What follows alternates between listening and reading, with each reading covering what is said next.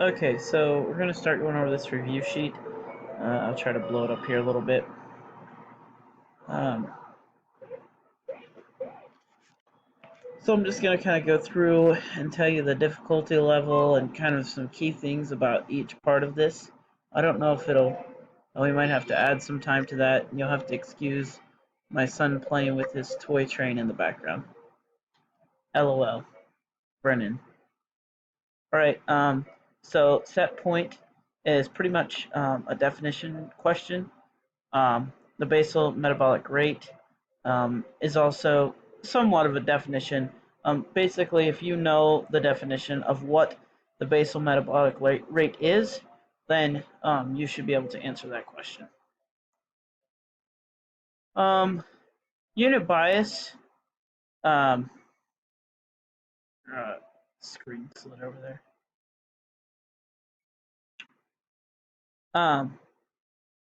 Is really probably one of the best examples of this is like when someone makes cookies for Christmas and they make them much smaller, that people tend to eat less if it's given in smaller units. So that kind of goes back to some of the stuff. I remember when like New York City had decided that there wouldn't be any like 24-ounce fountain drinks or whatever, or 32-ounce or 44-ounce. Just going back to that unit bias, meaning, looking at whatever the food is, given in a smaller quantity, tending to eat less. Um, Mostly psychological on that point, for sure. Um,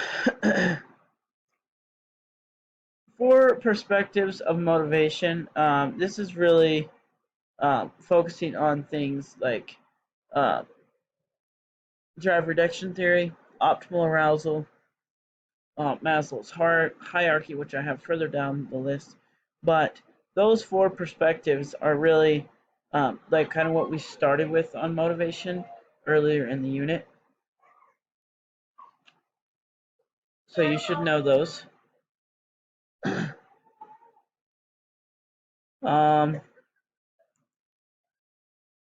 I'm probably not going to say this right, especially since I've had a fever for like 2 days, but Homo Status is basically a definition. I mean, you could pretty much define that and understand it.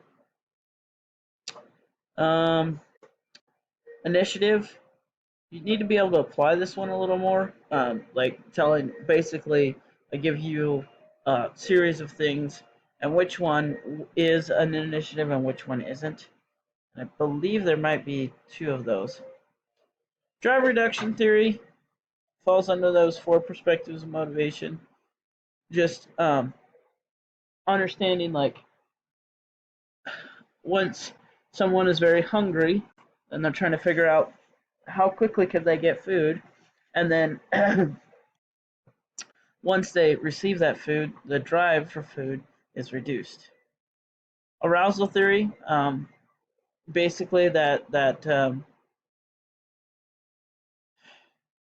idea of the more physically arouse someone. Remember, this is using arousal in a way different than what you're normally used to, but that arousal theory is basically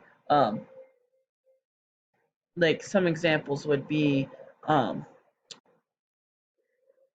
like reading a scary book, watching not only maybe a scary movie, but also maybe a love movie, romantic movie.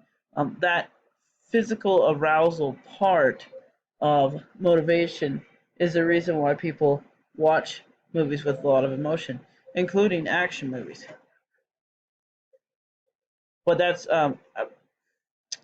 one's probably, I would say arousal is a little more of a application. Um, if you remember the Yerkes-Dodson law, just go back to that idea that we showed in that video with basketball. The kid that was bouncing around, he was probably not going to perform as well as someone that was more calm. The overexcitedness for that game time was probably not going to work in his best interest. And actually, for a little bit of I was gonna look and see for sure, but I haven't really done that with the way my weekend's gone. But there was a clip on Snapchat about um, Brady being overly hyped for the game. We'll see how that works out for him. Um, Maslow's hierarchy. There's a couple questions over that. Basically, go right back to that chart, um, knowing the sequence of the stages, but also um,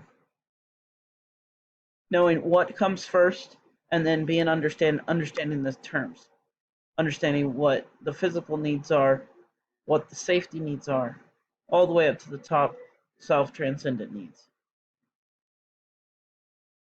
Hypothalamus, basically you need to know that's where we have the control for hunger.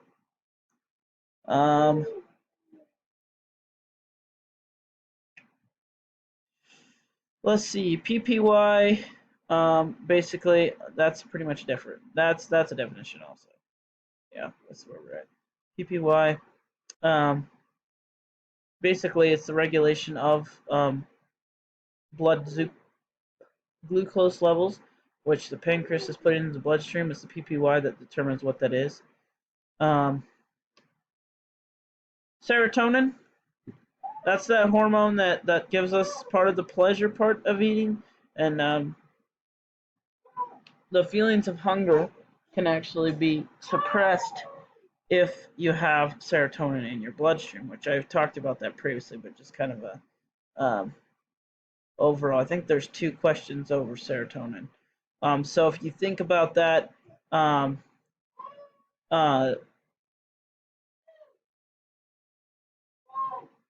serotonin could be injected like on another separately, but it also gives that pleasure part of the brain when we eat things that are higher in carbs.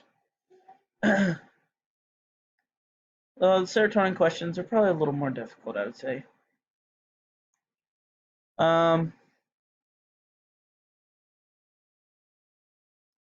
There's a little bit kind of surrounding the serotonin thing with eating and the impact of alcohol on that. Sexual response cycle. You just need to know which phase comes first, which phase comes second, which phase comes third. Let's see here.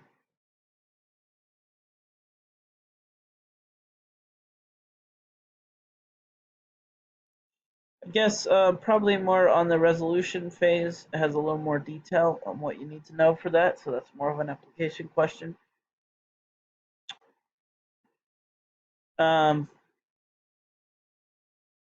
Estrogens are a part of ovulation. It's the peak of it. We talked about Depo-Provera, which is that drug that reduces sexual urges in sex offenders. The question is whether it should be voluntary or mandatory.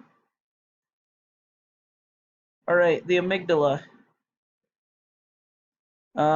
So men seem to have more active amygdalas, and also some people, no matter what gender, have more active amygdalas, and they tend to have more of a sexual drive or sexual appetite. Imagine stimuli. This is that last paragraph under the sexual motivation chapter. Basically, talking about sexually explicit movies, also talking about the rape myth. Okay, I'm going to scroll on down here.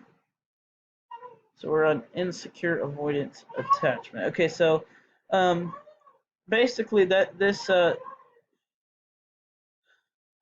talked primarily about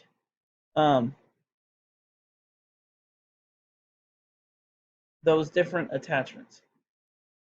So people that want to stay distant from others, this is not RAD, but it's a kind of the start of RAD, which is reactive attachment disorder. Basically, children that sometimes they develop it as children and carry it through to adults, that they don't want to be attached to anyone, and then they use different types of strategies to keep people away from them. That would be the insecure avoidant attachment.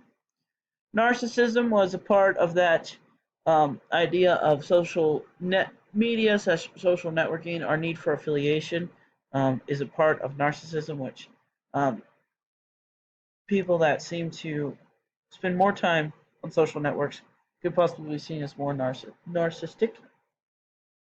All right, so the theories of emotion, the three you need to know. Well, I guess there's four on here. Is James Lang, the Cannon Bard, two-factor. James Lang, I would just basically say that's a definition question. Um, Cannon Bard, that's more. I would say that's probably. Well, there is some application over that. So you really need to know these theories. I would think by now that's pretty much a review, but there's definitions and applications, like me telling you a scenario that what theory does this apply to. And those are hard questions, so you need to not only look at those definitions, but try to go back in your notes and my notes and think about different scenarios that could be present there. The two-factor theory, there's two things that are always a part of the two-factor theory. That's the cognitive label and the physical arousal. So, physical arousal, I see a bear. My brain labels that a bear is something I should be afraid of that could possibly hurt me. And since we have a survival instinct, and we have that cognitive label, we've already physically aroused. We possibly could run faster, although that might not be the best choice for you. Spillover effect. It not only in the video but also in the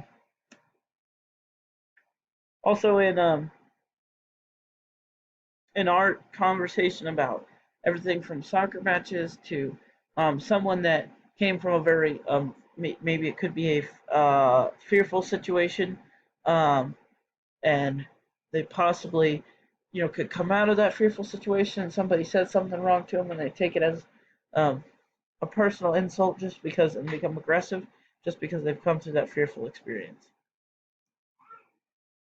Spillover effect is an application if that helps you a little bit.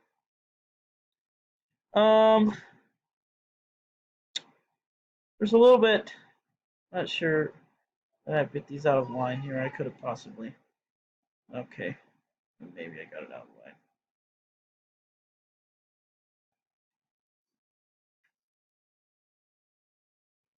So part of the Linux Zenzok, or I think it was Zajok, or however we said his name, and I really can't say his name at this point. But anyway, that theory really talks about the non-conscious, having emotion without conscious. We don't have any connection to that. That's, I would say, is probably more in the difficult range of questions. So to summarize that one again, that one is basically, we do have some emotional reactions that happen without any conscious thinking at all. Okay, the low road pathway, basically this goes back to our automatic responses.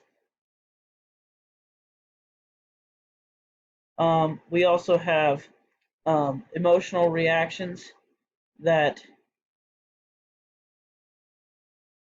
are more present to be automatic. So probably the most automatic impact you'll have would be fear.